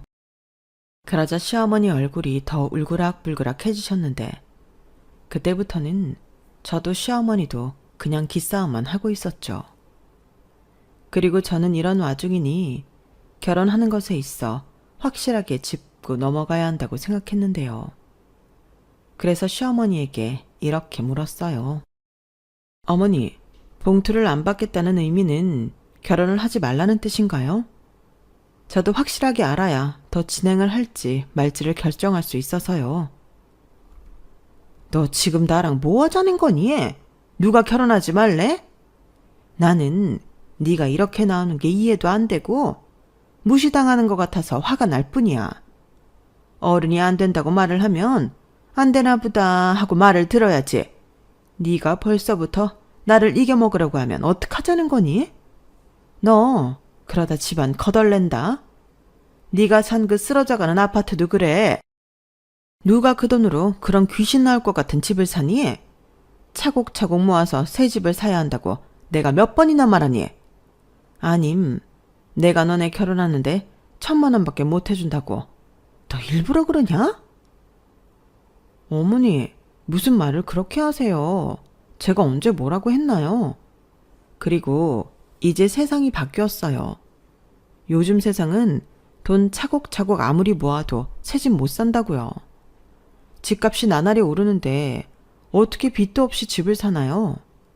그리고 제가 8, 90% 대출을 받는다고 하는 것도 아니고 30% 정도만 받겠다는데 요즘은 이 정도 대출이면 선빵한 거예요. 그래 엄마. 요즘 영 끌한다고 하잖아. 영혼까지 끌어모아서 대출받아 집을 사는 세상인데 우린 겨우 30%야. 정화가 다 알아보고 하는 건데 엄마가 왜 그래? 뭐야? 너 지금 내 앞에서 또 제 편 드는 거야? 하물며 이제 막 살림 시작하는 쟤보다 내가 무식하겠니? 그래, 너 말 잘했다. 그 영끌한 애들 앞으로 어떨 것 같니? 다 돈 날려 집 날려 길거리에 나 앉을 거야. 군소리 그만하고 지금이라도 내 말 들어. 아니면 니네 친정에서 부족한 만큼 달라고 하든가. 그건 아니죠. 저희가 살 집이고 앞으로 저희가 갚아 나가면서 사는 게 맞는데 왜 여기서 갑자기 저희 집 얘기가 나오나요? 그리고 계약도 엎을 수 없어요. 이미 중도금도 냈고 이젠 물을 수 없는 상태라고요. 행여 이 결혼이 엎어진다고 해도 저는 그 아파트 살 거예요. 너 정말? 기어코 나랑 한번 해보자는 거구나. 그래, 그럼 나는 니들 결혼식에 안 가마. 어디 니가 얘기나 내가 얘기나 해보자. 엄마. 여보, 아무리 그래도 장남 결혼식에 안 간다고 하는 사람이 어딨나? 당신은 못 봤어? 쟤들이 쌍으로 나를 무시하잖아. 그런데 내가 거기 앉아서 하하호호 웃고 있어? 일 없다. 똑똑한 니들이 알아서 하고 살아. 나중에 도와달라고 하지 말고. 마음 같아서는 이 결혼 내가 엎어버리고 싶지만 현우 결혼시켜야 해서 내가 참는 줄 알아. 저는 시어머님이 왜 그렇게 제가 집을 사는 것에 대해 불만을 갖는 건지 이해할 수가 없었어요. 게다가 네가 이기나 내가 이기나 한번 해보자고 했을 땐 이런 집구석에 시집을 가도 되는 걸까? 심히 걱정이 많았는데요. 그때 제 흔들리는 마음을 남편이 붙잡았어요. 자기가 알아서 해결할 거라고 저더러 신경 쓰지 말고 하고 싶은 대로 하라고 저를 밀어줬거든요. 그래서 저는 시어머님이 어떻게 나오시든 상관하지 않고 제가 생각한 대로 아파트 매매를 끝내고 결혼식도 올렸는데요. 저희 시어머님은 정말로 저희 결혼식에 참석하지 않으셨어요. 그런데 여기서 더 어이없었던 일은 당신은 오지도 않으셨으면서 서방님한테 얘기해 축의금은 모두 회수해 가셨다는 건데 그 사실을 안 남편이 표정 관리가 안 될 만큼 많이 당황했어요. 그 축의금 하면은 남편 친구, 지인, 회사 동료 봉투까지 모두 포함이 되어 있었는데 그걸 상의도 없이 모조리 가져가 버려서 나중에 남편이랑 서방님이 대판 싸우기도 했었죠. 저희 서방님이 원래 자기 엄마 말이면 곧이곧대로 하는 성격이었거든요. 그래서 말 안 듣고 고집센 장남보다 시어머니는 자기 말을 잘 듣는 서방님을 더 많이 예뻐하셨는데 서방님도 그런 예쁨 받는 게 좋았으니 무조건 시어머니가 시키는 대로 하는 마마보이였어요. 그러니 자기가 결혼하고 싶지만 형이 먼저 결혼해야 한다는 자기 엄마 말에 수긍했겠죠. 그리고 저희가 결혼식 예약할 때 각자 손님 비용은 축의금에서 하기로 되어 있었는데 문제는 결제를 해야 하는데 신랑 쪽 축의금이 없다는 거였죠. 그래서 그 돈도 저희 쪽 축의금에서 모두 결제했는데 남편이 더 면목이 없어서 고개를 들지 못했어요. 그러자 저희 아빠는 괜찮다며 이런 건 신경 쓰지 말라고 좋게 말했죠. 저희 엄마는 차마 그런 말까지는 하지 못하고 계셨어요. 원래 저희 엄마가 감정이 얼굴에 고스란히 보이는 그런 사람이거든요. 다행히 저희 쪽 축의금은 부모님 쪽 손님이 압도적으로 많아 결혼식 비용을 충당하고도 남았다고 했는데 신혼여행 다녀와서 확인해 보니 남은 돈은 제 통장에 들어와 있더군요. 원래 결혼식 때 받은 돈은 전부 빚이라 돌려줘야 하는 거라며 갖고 있다가 그 사람들 경조사 있을 때 주라고 하셨는데 아무튼 그런 일이 결혼하자마자 일어났으니 저희 부부와 시어머니, 아니 시댁 사람들과 좋을래야 좋을 수가 없었어요. 게다가 저 역시 시어머니가 정말로 결혼식에 불참할 거라고는 생각하지 않아서 많이 놀라있는 상태였는데요. 솔직히 그런 말을 협박하듯 하는 사람은 많아도 실천하는 사람은 없잖아요. 그런데 이렇게 몸소 실천하시는 모습을 보고 보통 사람은 아니구나 싶었어요. 게다가 저도 저지만 저희 엄마가 많이 속상해 하셨는데요. 그럴 수밖에 없었죠. 청첩장을 받은 분들은 다 혼주가 둘인 걸 알고 있는데 시아버님만 덩그러니 자리에 앉아 계시니 뒷말이 어마어마하게 나왔더라고요. 그리고 저희 부모님은 제가 신경 쓸까 그런 말들을 일절 전하지 않으셨는데 그때 많이 속상했고 이런 결혼을 시키는 게 맞는 건가? 시어머니한테 화가 났다고 나중에 털어놓으셨죠. 자기가 장남 먼저 결혼해야 한다고 등 떠밀 때는 언제고 사람을 이렇게 곤란하게 만들어? 내가 아주 해명하고 돌아다니느라 정신이 없었어. 사돈 내가 이혼하는 거냐? 아니면 결혼 준비하면서 양가가 싸웠냐? 그것도 아니면 며느리 마음에 안 든다고 시위하는 거냐? 나중엔 무슨 얘기까지 나온 줄 알아? 사위가 친아들이 아닌 거 아니냐고 하더라. 내가 정말 네 시어머니 때문에 대인관계 다 끊을 판이었어. 정말? 우리 엄마 많이 힘들었네. 그런데 왜 그때는 아무런 말도 안 했어? 그런 소리를 왜 하냐? 어차피 네 속도 속이 아닐 거고 내가 거기에 더 얹어봤자 기분만 나쁘잖아.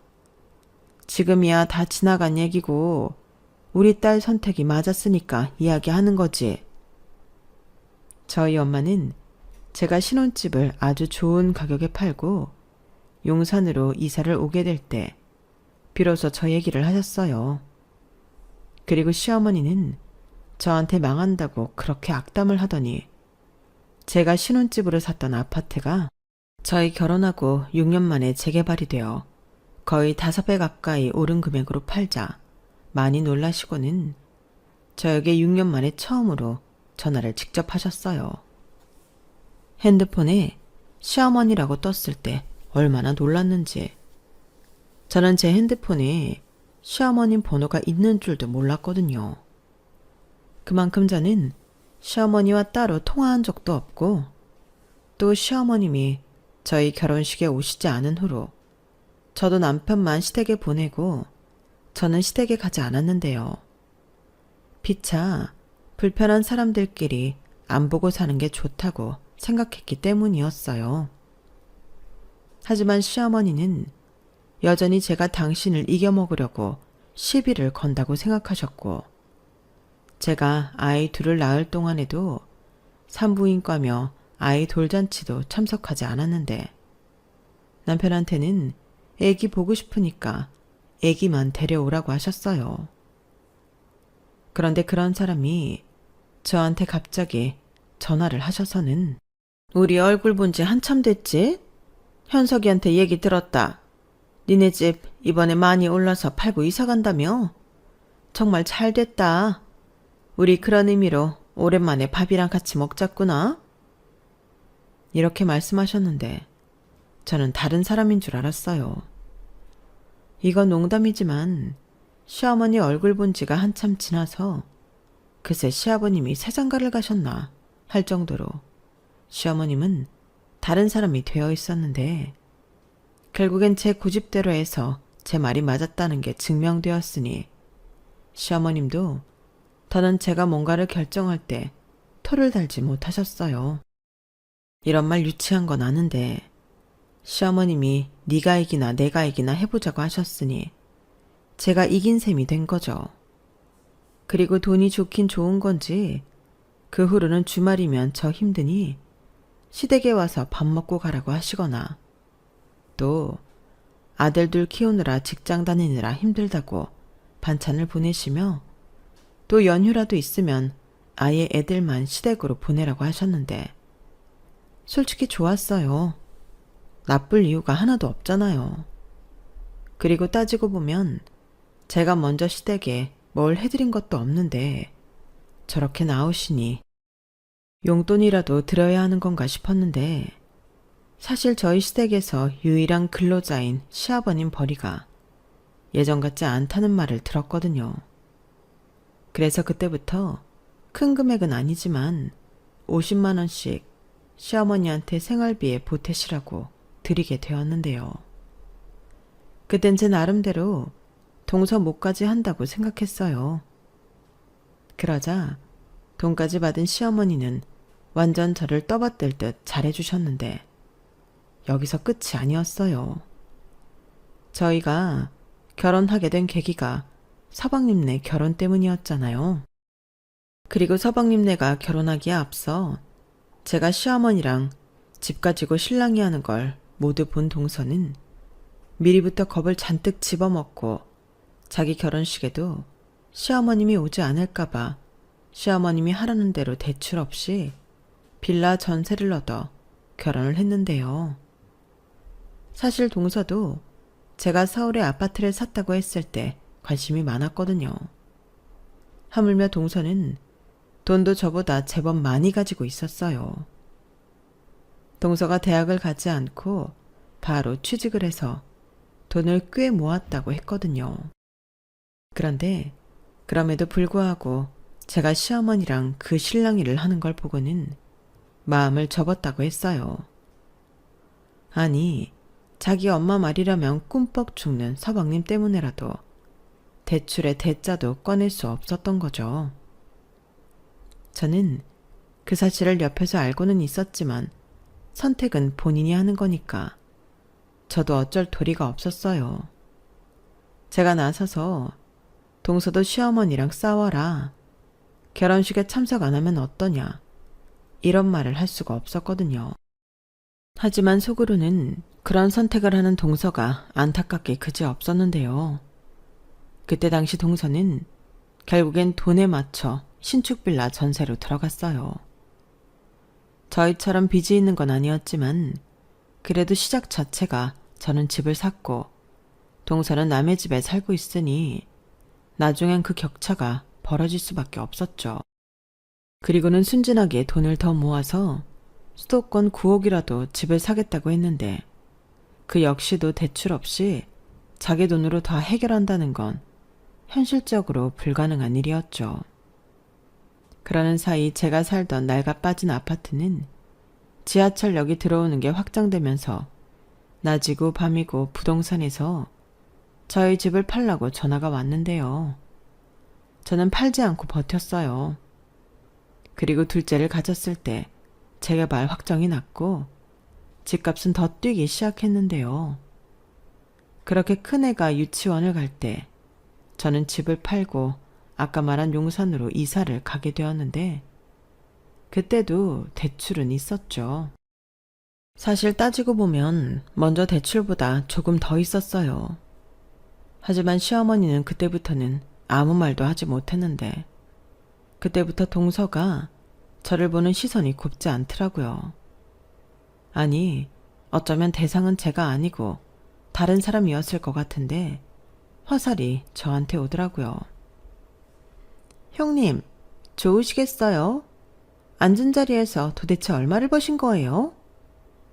글쎄, 근데 이사하고 다시 대출받고 따지고 보면 똑같아. 에이, 뭐가 똑같아요.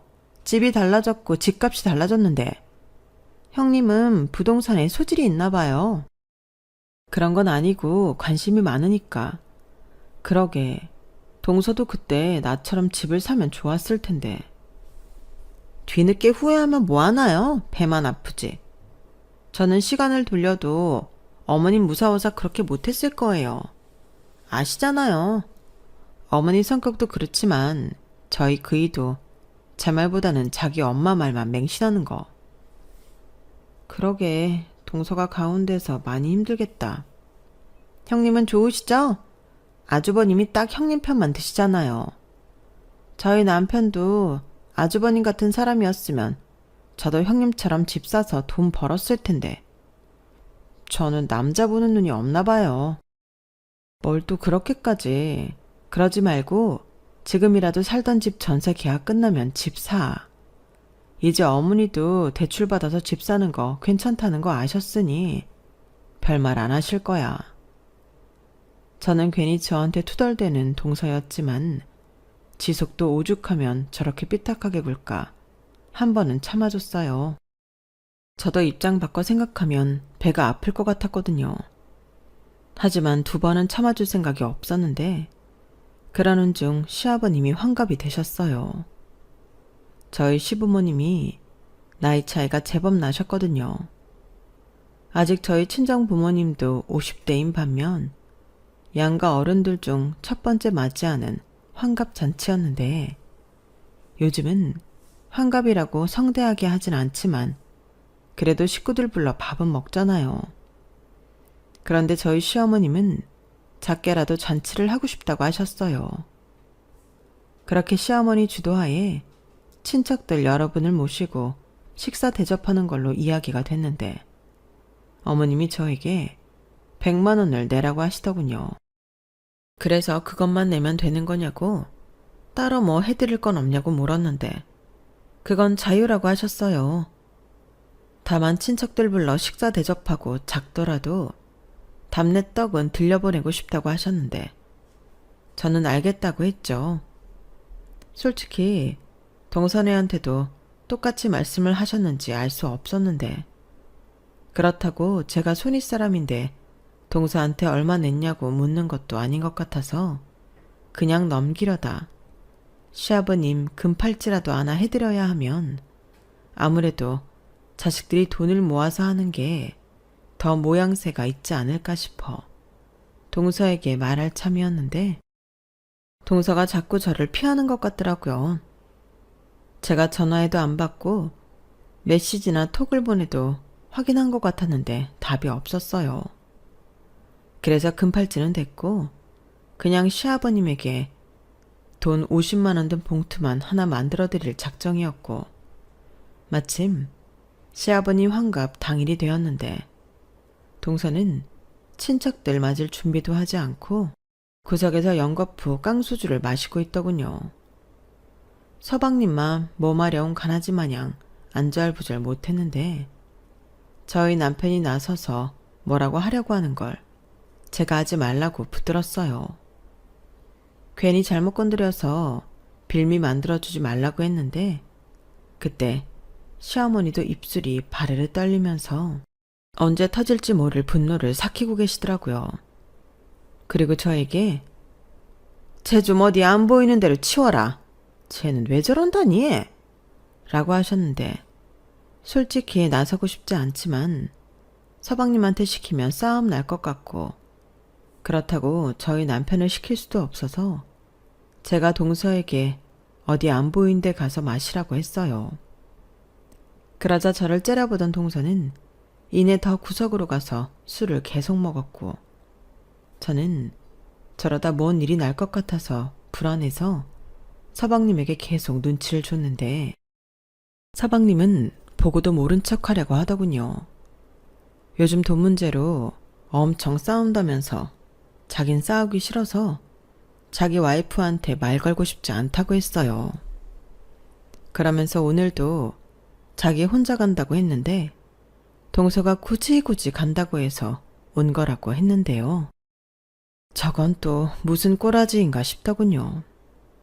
아무래도 언제고 나를 잡아서 동서한테 제대로 이야기를 해야 할 것 같았어요. 하지만 그날이 오늘은 아니었던 거죠.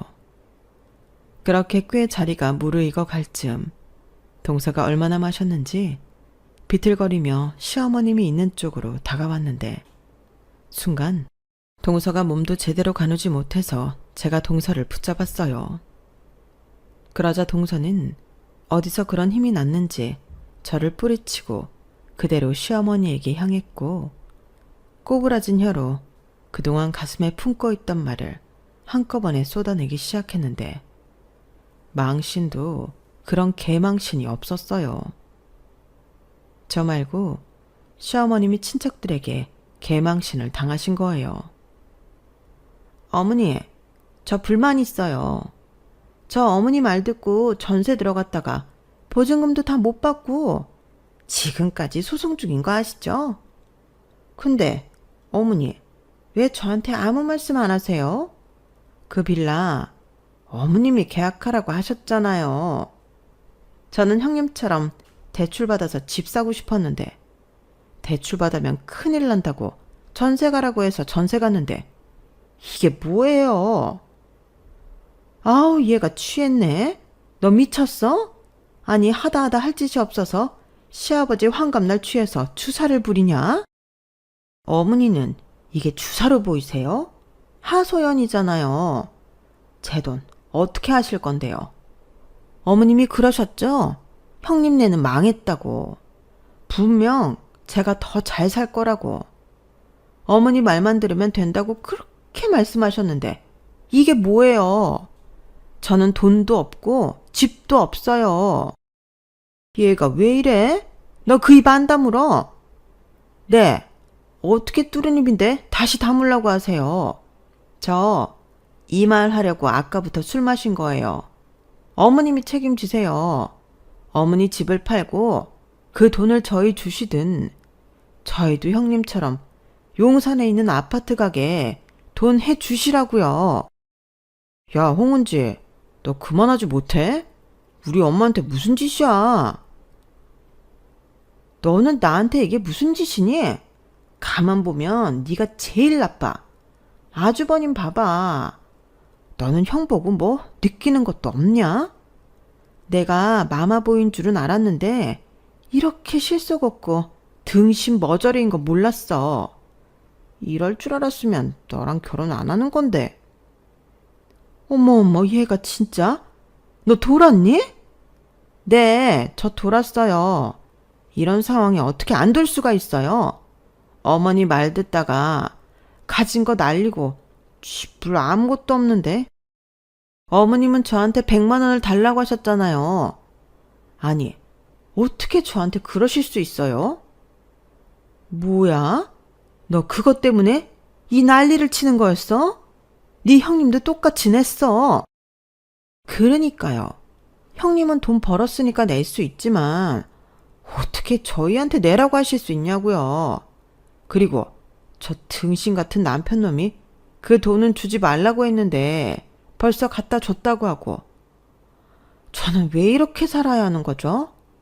형님 돈 버는 동안 저는 제가 가진 거 까먹고 없는데 왜 이런 건 똑같이 해야 하냐고요. 어머니, 저한테 왜 그러세요? 왜? 쥐뿔도 모르면서 저한테 왜 이래라 저래라 하시냐고요. 이게 다 어머니 때문이에요. 그날 동서는 나를 제대로 잡은 듯 온 친척들이 다 보는 앞에서 한참 동안 고래고래 소리를 지르며 시어머니 탓을 했어요.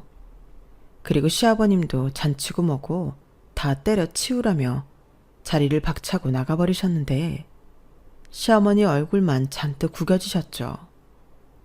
그리고 서방님 손에 질질 끌려나간 동서는 결국 서방님에게 이혼하자고 이혼 서류를 던져버렸는데 동선의 부모님도 오셔서 한바탕 뒤집어 놓고 가셨다고 하더군요. 그때 시어머님이 하신 말이 있어요. 아니, 내가 아무리 하지 말라고 해도 지 뜻이 확고하면 큰애처럼 지 뜻대로 했겠지. 그땐 지도 내 말에 동의해서 그렇게 해놓고 이제 와서 내 탓을 해? 걔 진짜 이상한 애구나. 잘 됐다. 이참에 그냥 헤어져. 어차피 니들 사이에 애도 없지 않니? 저 말을 옆에서 듣는데 저는 다시금 시어머니 얼굴을 보고 싶지 않아졌어요. 사실은요, 동생애가 아직 애가 없는 것도 시어머님이 집 사기 전에는 애를 갖지 말라고 훈수를 두셨기 때문이라는 걸 저는 알고 있었거든요. 물론 그렇게 하라고 진짜 아는 서방님이나 동서에게도 문제가 있지만 저런 식으로 자기는 잘못 없다는 듯 말을 하는 시어머니를 보니 없던 정도 뚝 떨어졌는데 그런 시어머니는 이젠 동네에서 그렇게 제 자랑을 하고 다니셨어요. 원래 우리 큰애가 똑똑해. 그렇게 지가 딱 알고 투자를 해서 큰 돈을 벌었다니까. 나는 걱정돼서 너무 모험하는 거 아니냐고 옆에서 말렸는데 아니라고 확실하다고 그렇게 집을 사더라고. 그리고 그 집이 5배가 올라서 이번에 용산에 큰 평수 아파트 사서 이사 갔잖아. 한강이 그렇게 잘 보인대. 어머 정말 자기는 만며느리 하나는 기똥차게 얻었네. 자기는 좋겠어? 좋지. 나는 걔가 처음에 우리 집에 인사 왔을 때부터 좋더라고. 저 말을 제가 어쩌다 듣게 됐는데 너무 어이가 없었어요. 저희 시어머니야말로 처음부터 끝까지 어이없는 사람이더라고요. 그래서 남편한테 이 얘기를 하면서 나는 저런 이기적인 사람한테는 최소한의 할 도리만 하고 싶다고 전했는데요. 남편은 저 편한 대로 하라고 하더군요. 내키지 않으면 전처럼 자기 본가에 아예 안 가도 된다고 했어요. 그렇게 말해주는 남편을 보니 올라왔던 화가 좀 내려갔는데 어떻게 저런 엄마 밑에서 저희 남편 같은 아들이 있을 수 있을까 신기하더라고요. 그리고 만약 제 남편이 서방님 같은 인간 말종이었다면 저는 동서처럼 살지 않았을 건데요. 아니죠. 애당초 그런 결혼은 엎어버리고도 남았을 거예요. 어찌 보면 이 지경까지 오도록 아무것도 안 한 동서 잘못이 아주 없다고는 못하겠는데 원래 가재는 개편이라고 저는 동서가 짠하기만 합니다. 그러게 그냥 저처럼 자기 하고 싶은 대로 하고 살지. 이제라도 동서가 꼬였던 인생 잘 풀고 잘 살았으면 좋겠어요. 그리고 그렇게 이혼한 서방님은 다시 시댁에 들어갔는데 이제야 자기도 엄마 말 듣다 인생 꼬였다며 자기 엄마 탓을 한다고 하는데요. 설상가상으로 시아버님도 친척들 앞에서 개망신을 당해 시어머님을 본체 만취한다고 남편한테 들었어요.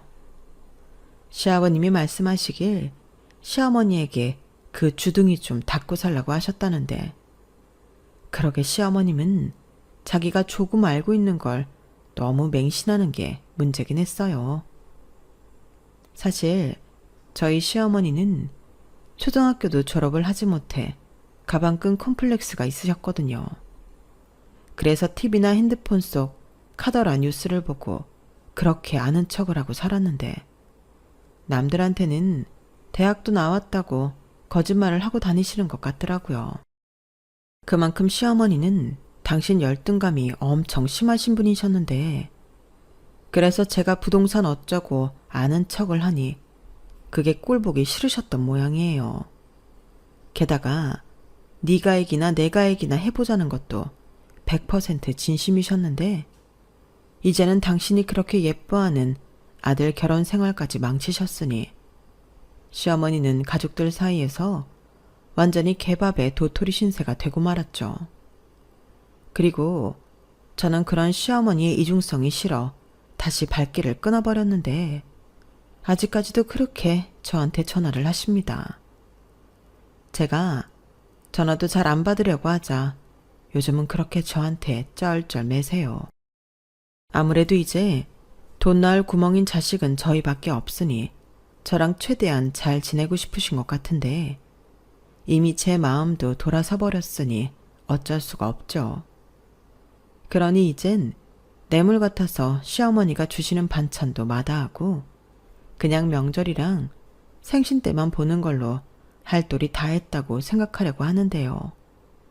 그러게 원래 잘 모르면 그냥 가만히 있는 게 중간이라도 가는 건데 시어머니의 그 못난 열등감이 당신 자신을 가족들 사이에서 고립시키고 만 거죠.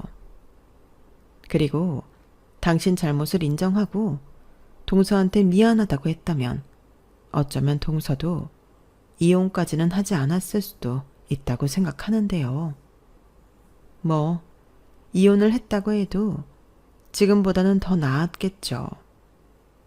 하지만 아마도 시어머니는 평생 가도 자기 잘못을 모르고 사실 양반인데 그걸 알기에 저는 시어머니와는 절대 가까이 지낼 마음이 없네요. 어쩌면 이런 말을 하는 제가 나쁘다고 생각하실 수도 있지만 저라고 동서처럼 되지 말라는 법은 없잖아요. 그러니 예전에도 그랬고 앞으로도 저는 제 가치관과 뜻에 따라 중심을 잘 지키고 살아갈 생각인데 가족이 됐든 누가 됐든 절대 제 인생을 책임져 주지 않잖아요. 그리고 먼 훗날 저희 아들 둘이 결혼한다고 하면 국이 됐든 찌개가 됐든 니들 인생이니 니들이 알아서 판단하라고 할 생각입니다. 시어머니와 서방님을 보니 더더욱 그래야 할 것 같거든요. 나중에 제 며느리가 동서처럼 자기 인생 책임지라고 하면 그건 생각만으로도 너무 무섭잖아요. 그리고 자기가 알아서 잘 판단하고 중간 역할 잘하게끔 아들 둘을 똑같이 키우고 싶은 마음입니다. 더도 말고 덜도 말고 딱 아빠를 닮았으면 하는 바람입니다. 원래 자식 키우는 건 부모 마음처럼 되지 않는다고 하는데 부디 저희 아들들은 이런 엄마의 마음을 잘 따라와 주길 바랄 뿐이에요. 그리고 저는 현재 첫 단추를 잘 낀 덕에 지금까지 남들이 부러워할 정도로 자산을 잘 불려가고 있는데요. 그에 반면 시댁 집안은 아주 초상집 분위기가 따로 없다는 것 같더군요. 그래도 뭐 남편이 말하는 것처럼 저는 신경 쓰지 않을 건데 원래 인과응보고 결자 해지라고 이 모든 문제는 시어머니와 서방님의 몫이라고 생각해요. 사람이 뭐 하루아침에 바뀌는 일은 없겠지만 그 문제의 두 사람이 이번 일로 조금의 깨달은 것이 있었으면 좋겠네요.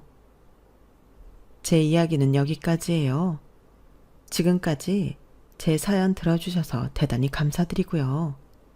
늘 건강하시고 원하는 바 마음껏 이루시며 매일매일 행복하길 진심으로 바라겠습니다. 그럼 안녕히 계세요. 여러분, 사연 댓글에 응원과 현명한 조언 부탁드려요. 좋아요와 구독은 저에게 큰 힘이 됩니다.